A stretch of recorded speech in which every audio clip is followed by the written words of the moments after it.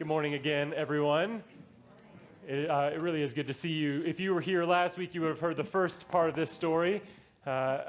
This is the second part of this story, even though they have kind of pulled us back in a little bit to last week. This is the story of Jesus' first sermon and how it looked like it was going really well, and then suddenly it started going really, really poorly. I have been trying this week, and Father Tom and I have been talking a little bit about, like, if somebody missed last week's bit, how can we effectively and efficiently catch them up to today so they understand how it goes, where it goes? We struggled, right? So last week he opens the scroll and he starts speaking these gracious words as he tells people that he is fulfilling the scripture in their midst, and the people are so excited. And then suddenly there's today's bit, which we'll talk about here in a minute. But I landed on this. I hope this will resonate with some of you. I know I'll miss some of you as well. Do you remember, I bet you do, when Oprah gave everybody in the congregation a car, right? You get a car, you get a car, you get a car. There's a little bit of that going on last week. When Jesus stands up, he goes back to his hometown, and he is this preacher. This is Joseph's boy, the old carpenter's son. You remember? And he comes back, and he is instantly popular because basically what he has said to them is, everybody gets a car. So he sits down and he starts talking, and they're like, great, where are the keys? And then there's a chink in the armor somewhere. Wait, he can't, this is just Joseph's son, the old carpenter's son. He himself, just kind of a tradesman. He doesn't have those cars to give, does he? And so quickly, Jesus seems to have seen within them their doubt and perhaps the anger rising in them as there is this cosmic and deified bait and switch that happened really, really quickly. As they realize that they've been switched and baited, they quickly get upset. Jesus seems to recognize it, and so he begins to tell them, well, don't you remember these stories? And I want to talk to you about those stories a little bit. All this I know is like, this is the class that we have to get to before we can talk about the real thing, but I want to make sure you're in on the class part. There are these two stories that he refers back to, the story of Elijah and the story of Elisha. Each one of them is an incredible, miraculous story, and Jesus' ministry will often look a lot like their ministries. These are Old Testament prophets. These are the early Old Testament prophets, way back before there was a Jeremiah or an Isaiah or an Ezekiel.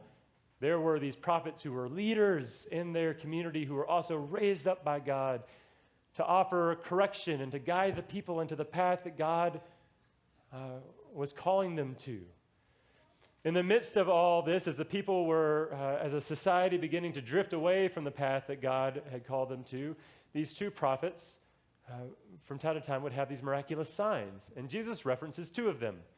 Don't you remember that the prophet was sent, even though there were many, many widows, and there was very little food in the land because it hasn't rained in forever and there's a severe famine?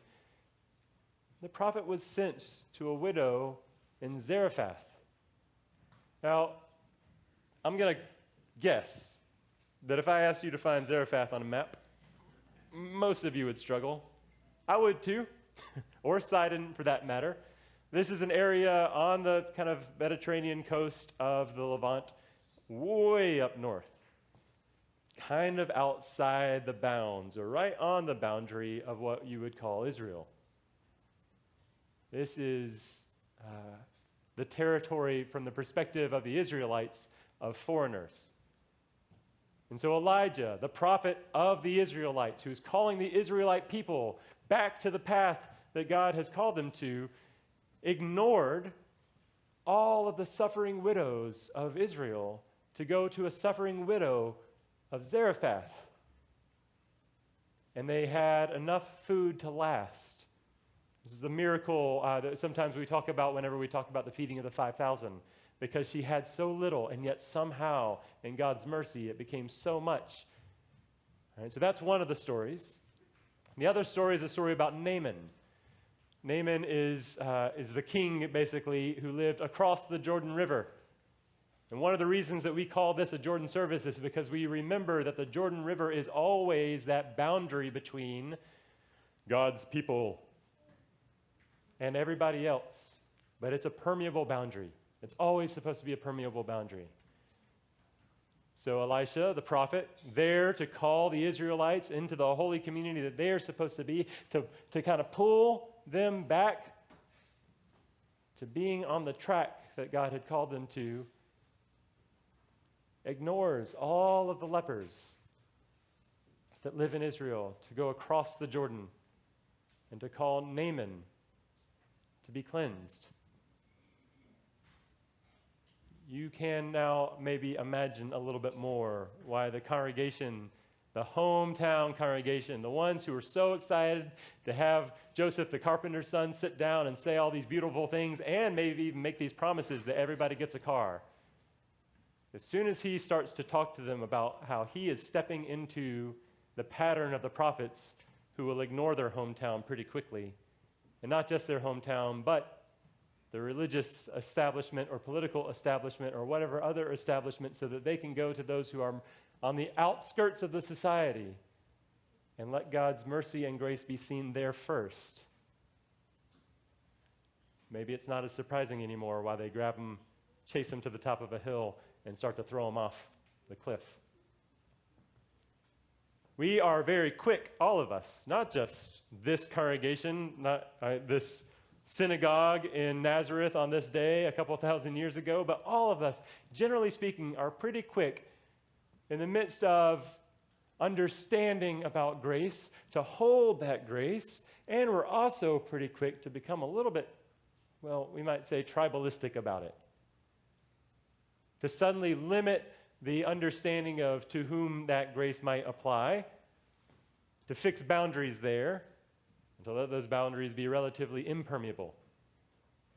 There's a lot that can be said about why we do this. There's a lot that can be said about how that changes over time for each one of us. That's a class for another day. It's a very interesting class. I hope you'll come to it. We'll invite you to it sometime.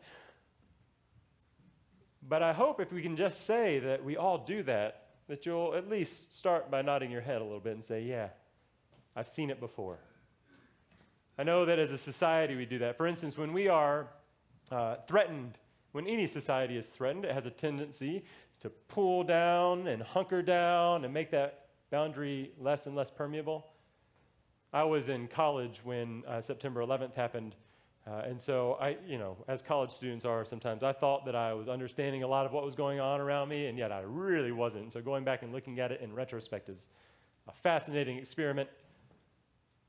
But I do recall how important it was to signal to everyone else that I was an American, that we were Americans. If you didn't have a little flag in your front yard, or 1,000 or so of those flags, people were going to eye you with suspicion, right?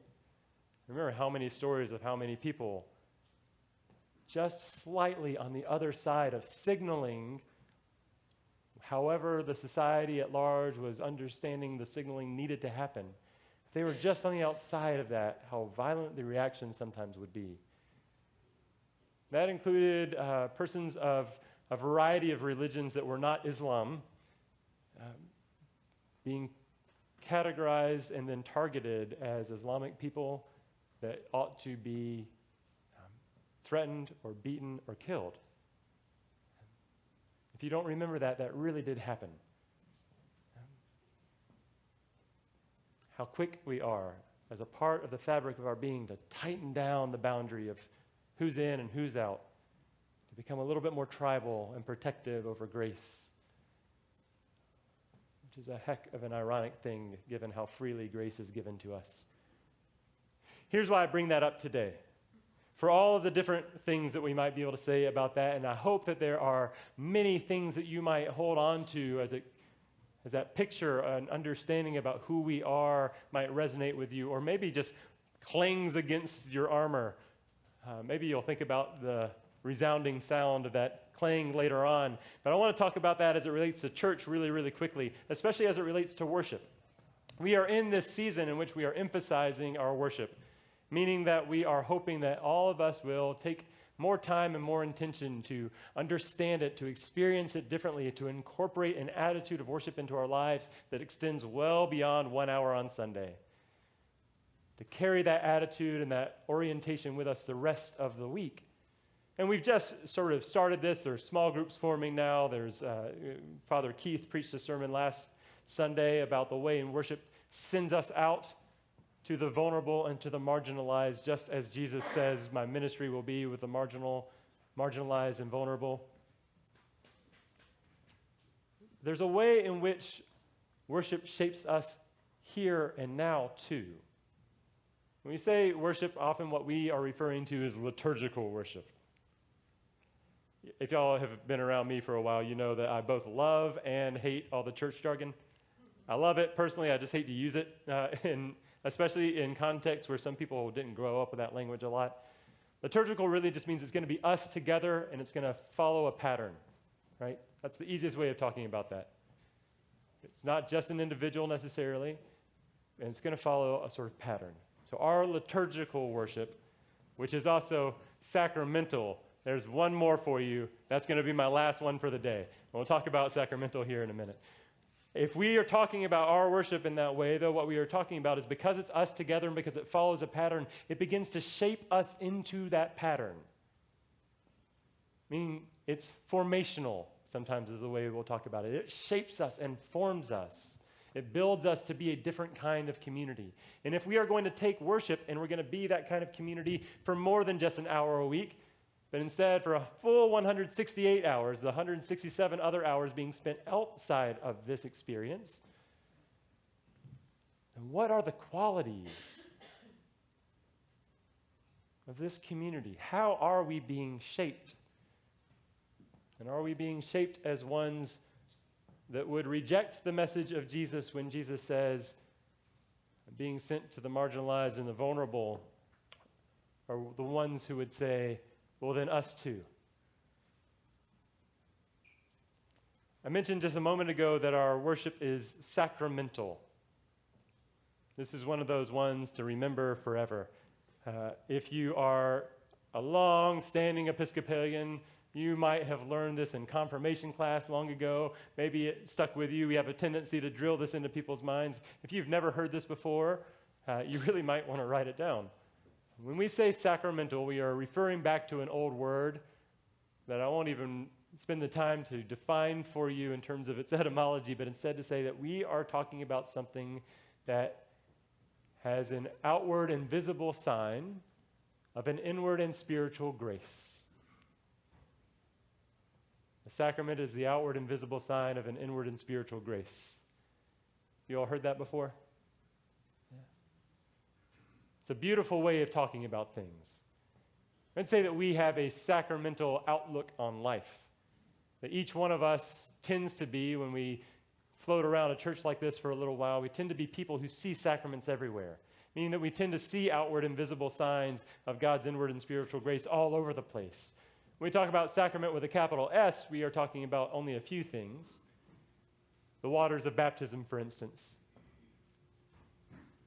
If we had more time, we would do this a little bit less, I don't know. I would not monopolize the conversation quite as much, and I'd ask you more about what you think that means. The waters of baptism, I will share briefly, are an outward and visible sign of an inward and spiritual grace. The outward and visible sign is water. Good. What's the inward and spiritual grace? Oh, come on. More loudly, please. What's the inward and spiritual grace of baptism? What happens to a person's soul that's baptized? They're Christ's own forever. They become clean, right? They are inaugurated into the community of faith, God's covenant people, just like those who passed through the Red Sea. They are adopted as God's children, just like those at the River Jordan found themselves baptized and adopted as God's children, just like Jesus himself heard that voice come from heaven that says, "You are my child, my beloved, with you I am well pleased." Those are some and not an exhaustive list of all of the different types of things that might be understood as inward and spiritual graces associated with baptism. The same is true of the bread and wine that we serve at this table. Bread and wine that we constantly and consistently through the rest of the service will call body and blood also. Bread and wine as outward and visible signs. Christ's own life given for us and to us, inward and spiritual graces that we participate in a way that shapes us, that we might too become Christ's own body, that we might too have Christ's life within us, that we too might be gathered up, blessed, broken, and sent back out into this world to those who are spiritually hungry and thirsty. Right? An outward and visible set of signs, an inward and spiritual set of graces that shapes us. And there is a link, of course, between the way the signs look and the graces that we expect to see. Right? There's a reason we use red wine, for instance, because it's a little easier to make that connection. There's a reason water is so significant when we talk about cleansing and we talk about that movement toward being a new people. So here's what I want to say to you today. We are a sacramental community. We are a community that ourselves is an outward and visible sign of a set of inward and spiritual graces. Each one of you is sacramental. Each one of you bears with you outward and visible signs, not only in your behavior, but in your person, of God's constant grace and love. We have established this community to be, and by the way, this service is only about a year old now. We've established this community to be consistently and constantly an embodiment of the grace that we expect to find here. Right? There's a reason we decided that we would stay in a circle, for instance, because there is no more grace in one seat or another seat. We're all in this together. We are all here to worship God together. We're all here to hold one another in prayer. We're all here to be shaped and changed by these sacraments and sent out by them. There is a reason, a sacramental reason, we might say, why from time to time we hold our traditions so closely to our hearts, and from time to time we are just willing to let go of it for the sake of the next person that comes through these doors looking for a church home. Because we are a community that so deeply values those we have been called to serve. There's a reason for every bit of it. Sometimes we lose sight of the reasons. Sometimes we find out that even though our reasoning led us to this decision, it was wrong. That's all fine. But fundamentally, it's sacramental. So here's my question for you. Are we a sacramental community that expresses in our outward and visible signs the value that Jesus is so completely willing to express in his preaching in his first sermon to his hometown crowd in Nazareth? And are we willing to suffer the consequences for it? When we say that we are going to be a community that does that, we're going to be a community for the marginalized, for the vulnerable, that seeks to do whatever is necessary to make sure that God's grace is extended beyond any boundary that we might artificially set up within our community.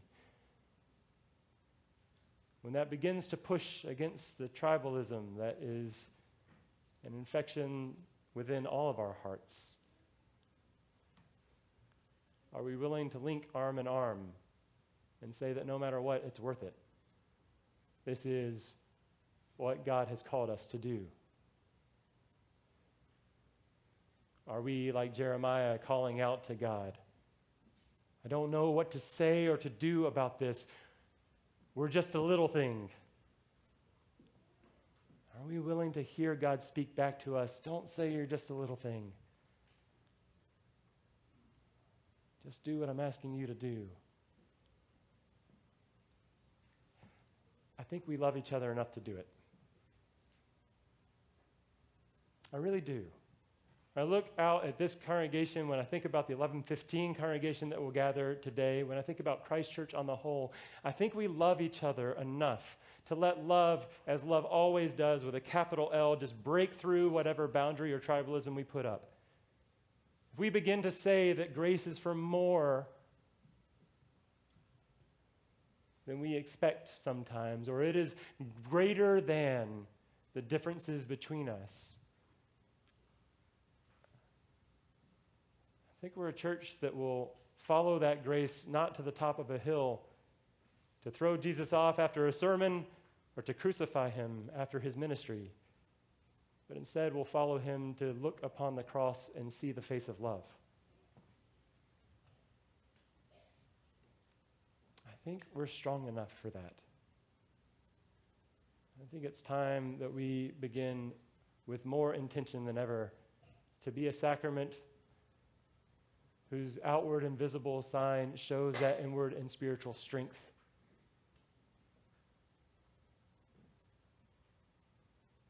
No matter what may come. I don't have enough time to share with you some of the stories that I have observed over the last year of incredible grace, or some of the stories I've observed within this congregation of us failing miserably at living as signs of how complete God's love is for all of humanity. But as I always say, God's more interested in our next story than our last story. So please know that it is my constant prayer for you and for me, and it is my deepest belief that we have been shaped and are being shaped to be a community of deep inward and spiritual grace. And that as we begin to show that as a community of outward and visible signs of God's unquenchable love, we can survive anything that comes our way. May God grant us the grace to do what God asks us to do, to follow where God calls us to go, to spread abroad the incredible love that knows no boundary. Amen.